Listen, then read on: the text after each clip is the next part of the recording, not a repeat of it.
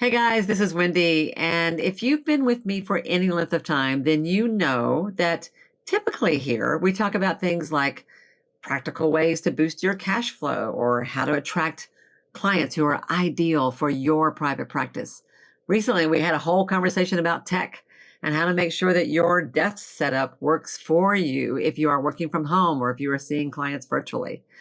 Be sure and check out some of the links that you'll find here on this page so that you can see some of those videos because I think you'll enjoy them. But today I'd like to start to shift our conversation a little bit. Over the next few weeks, we're going to be talking more about our money mindset. And in particular, I want to talk about your relationship to the energy of money. And y'all, this can be a really subtle thing, but depending upon the nature of that relationship, that can have a huge impact on your success as a practice owner. So I wanted to start this series by having a conversation with one of my best friends on the planet. Her name is Dr. Linda Pucci. She is a former clinical psychologist. She is an absolute mindset expert, and she works with my clients today as one of my associate coaches in my program, of course, on their money mindset. That's what I've got for you today, and I hope you enjoy it. Stay tuned.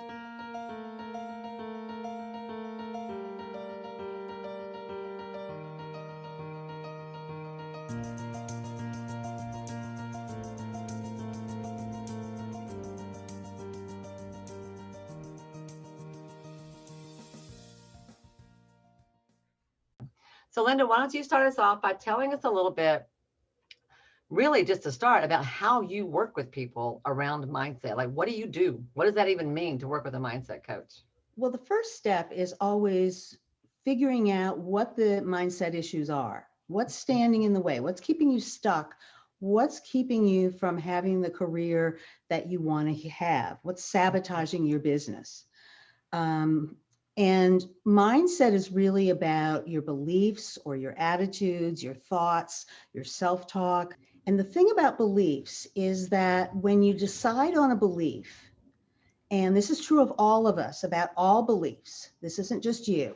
Yeah. When you have a belief, you do everything you can to prove that belief is true. So you ignore evidence to the contrary, or you distort the evidence to the contrary, or you generalize. And so if you find yourself saying always or never, that's usually a dead giveaway that you're trying real hard to generalize to prove that your mindset belief is really true, and you're having to generalize to try to make it so. But once we figure out what the belief is, the thing about about beliefs is once you form them, you're working really hard to keep that belief as true. And then what tends to happen is that belief tends to go underground. It goes into your unconscious and becomes an unconscious belief. And so even if you're able to identify it consciously, you can't consciously decide to let it go. I mean, you can, but it's not likely to work. Because it's buried at that point. Because it's buried. And so, if I asked you, do you think that you're not good enough? You might say, well, no, I'm probably as good as anybody else. And that's your conscious mind responding. But deep inside in your gut or wherever you carry your unconscious mind is that belief that's puttering around, kind of like, I think of it as being kind of like a bad computer virus. So it's chugging around under the surface, messing up all of your best intentions. What you said was that you will find ways to prove yourself right. Correct. You will find yourself, whether you know it or not, unconsciously, you will find ways to prove that belief right. And what you say isn't necessarily always what you really believe. Right. So but when I you can say, say something, you're giving directions to your unconscious mind. Talk about what lack-minded mindset and abundance mindset. What do those two terms mean, and how do we know which one we're working with? Well, they both tend to refer to what you believe about the availability of money and resources. And lack, of course, is that there's a limit to the resources. Yeah. So there's limited supply, and abundance is that there's an unlimited supply.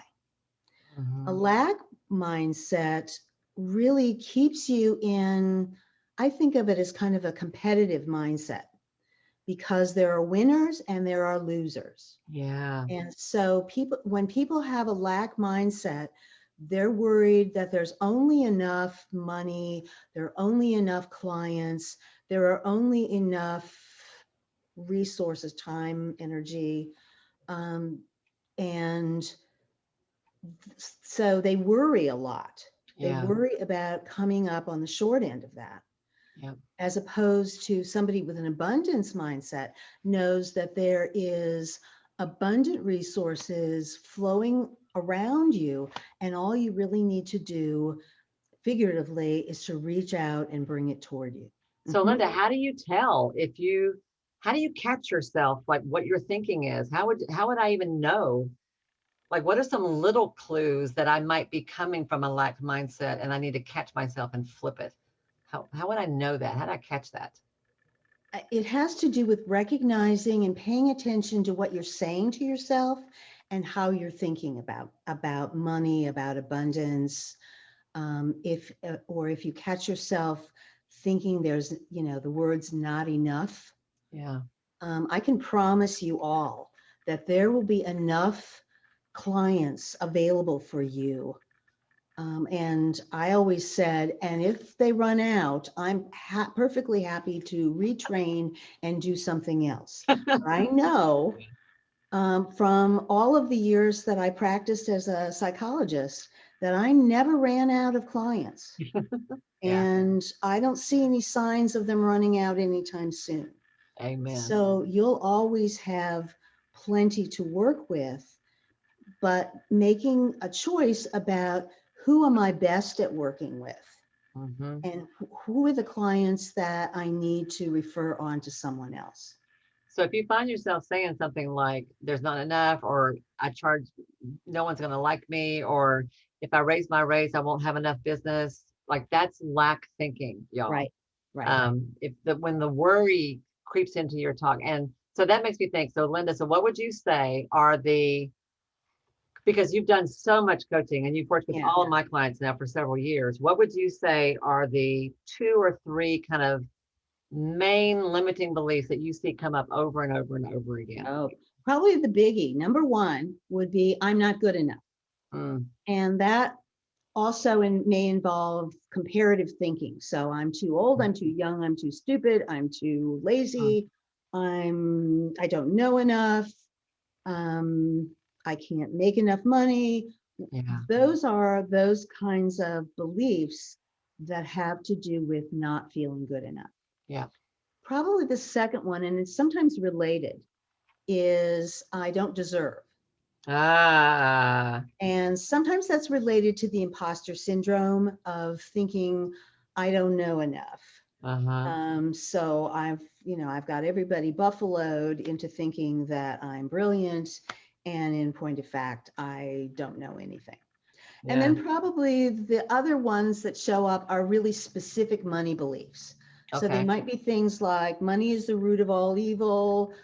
People won't like me if I'm rich. Rich people are stuck up. Yeah. Don't go above your raisins, which is what I learned when I moved to the South. Okay. So very specific, kind of what your family says about money, what you saw. Exactly. And often it does come from how we were raised, or it Yeah. can go back generations, even, Yeah. all of that Great Depression thinking that some of our parents or grandparents went through when there wasn't enough Mm-hmm. and there was a lack, Mm-hmm. and um, all of those beliefs, Mm-hmm. then, they pass those along to us. Yeah. It's not the good china they're giving us. It's it's those limiting beliefs about money. And they can be, y'all, they can be insidious. So I mean, Linda and we have a history, and she did used to tease me a lot when I would say, I just need enough to get by. Well, it didn't eventually. I did get to a point where I figured out where that came from. That is something that I grew up hearing. We just need enough to get by. Mhm. And that came from my mom, who grew up without very much. And my folks have done fine. They're quite, they did fine. But but I often heard we just need enough to get by. Mhm. And so it's funny how that kind of stuff creeps into your thinking and into your language. So what kind of mistakes do you see people making that Mm. come from this way of thinking?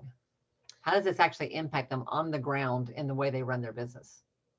Um, it makes them charge less Yeah, than yeah, they're worth. yeah. So they tend to sort of discount what they do and the value of it.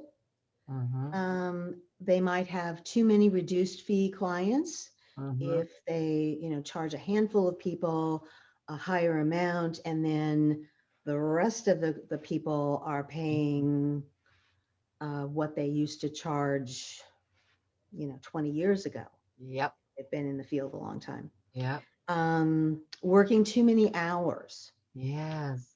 to make sure that they can make enough to live on because their rates are so low.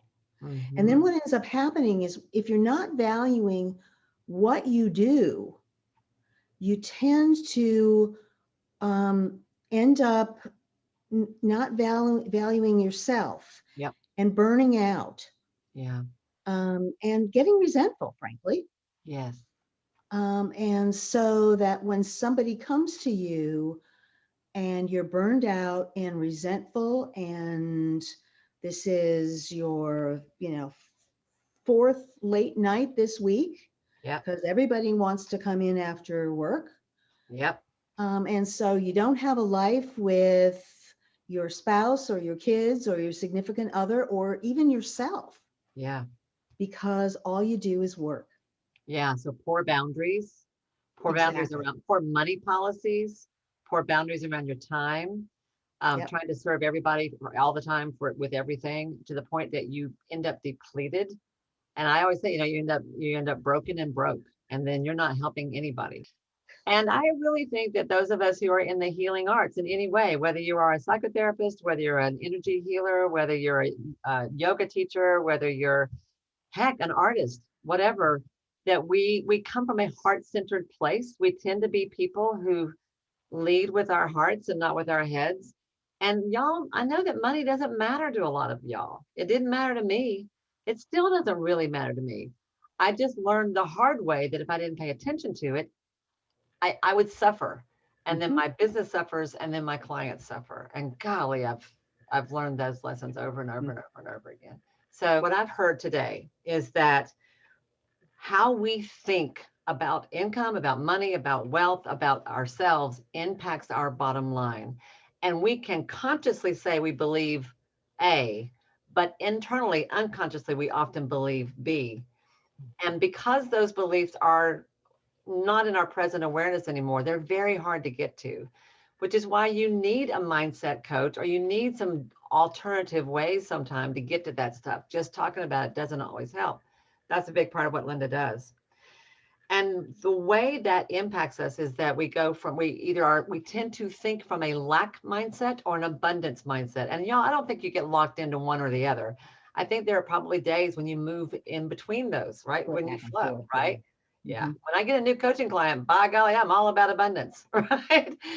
And then when it's been a while, I can slip right back into lack. So, but learning to check that stuff, because when you are coming at it from a place of lack, you're thinking about limited resources versus abundance resources. Remember the stream. And you're thinking about competition versus collaboration, right? That's huge. That's how this works its way through it. And then Linda talked about the three biggies that she sees all the time. And I totally get this because I see it too, Mhm.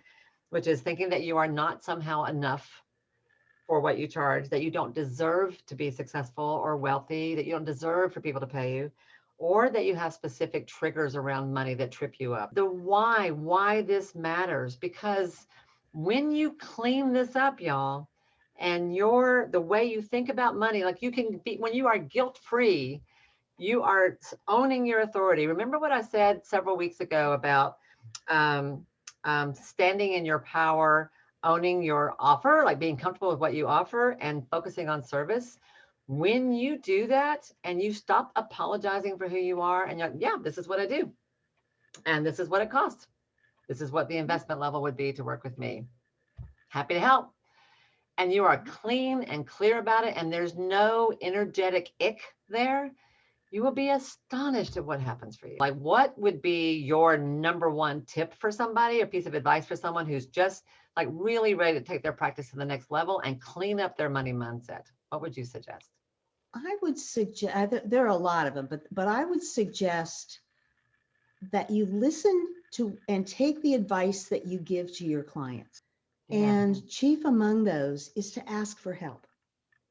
Follow your own advice. Follow your own advice. Well, what do you think? I hope you enjoyed that. And I'm curious, could you relate to those more common limiting beliefs that Linda talked about that so many of us have? I bet you could if you are anything like my clients or like me. So the next time you catch yourself feeling like an imposter, feeling somehow not good enough, worrying about whether you deserve to make the kind of money that you want to make, I hope you will recognize that as coming from a lack-minded place. And here's what I want you to do over the next few weeks. I don't want you to actually try to change anything. I just want you to learn to notice this. Become an observer of yourself. Become curious about yourself and see how often this kind of stuff happens for you. And if you find that it's coming up a lot more often than you realized, I got some good news for you. Soon I'm going to be announcing a brand new program that I'm offering that is all about how to approach your practice from a place of abundance and joy. And I think you're going to have fun with that. So you'll be hearing more about that soon. But in the meantime, just pay attention. Okay? Have a great week, everybody. I'll see you next time.